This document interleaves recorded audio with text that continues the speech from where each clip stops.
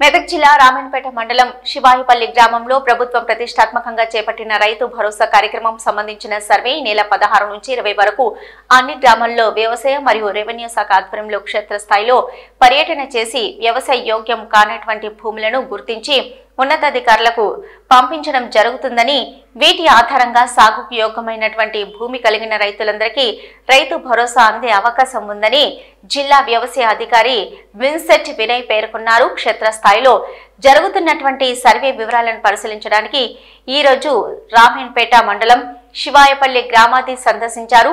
ఈ కార్యక్రమంలో ఇన్ఛార్జి సహాయ వ్యవస్థాపక సంచాలకులు రాజనారాయణ, నిజంపేట వ్యవసాయ అధికారి సోమలింగారెడ్డి మరియు వ్యవసాయ విస్తీర్ణ అధికారి సాయి కృష్ణ మరియు రెవెన్యూ సిబ్బంది ఇతర రైతులు పాల్గొన్నారు. ప్రభుత్వం ప్రతిష్టాత్మకంగా చేపట్టినటువంటి రైతు భరోసా కోసం సాగుకు యోగ్యమైన భూములన్నిటికీ కూడా రైతు భరోసా ఇచ్చే ఉద్దేశంతోనే ఈ నెల 16 నుంచి 20 తారీఖు వరకు సర్వే నిర్వహించడం జరుగుతుంది. ఇది ముఖ్యంగా వ్యవసాయ మరియు రెవెన్యూ పంచాయతీరాజ్ శాఖల సమన్వయంతో ఈ సర్వే నిర్వహించడం జరుగుతుంది.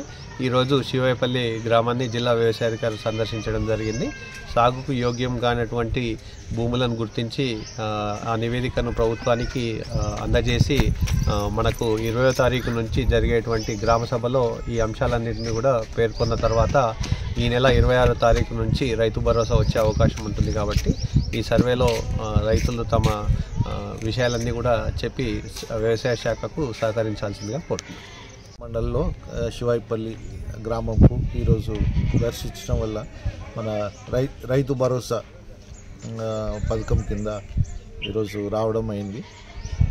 ఈరోజు ఇక్కడ మొత్తం తిరిగి చూసి మన వ్యవసాయంకు యోగ్యం లేని భూములన్నీ గుర్తించి తొలగించడం జరుగుతుంది. సో దీనికోసము ఈరోజు వచ్చి నేను నా ఏఈఓ మన రెవెన్యూ డిపార్ట్మెంట్ నుంచి అధికారి అందరం కలిసి తిరిగి చూసి ఇవన్నీ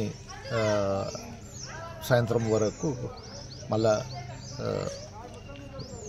మన రిపోర్ట్ చేస్తామని చెప్తాము. Thank you.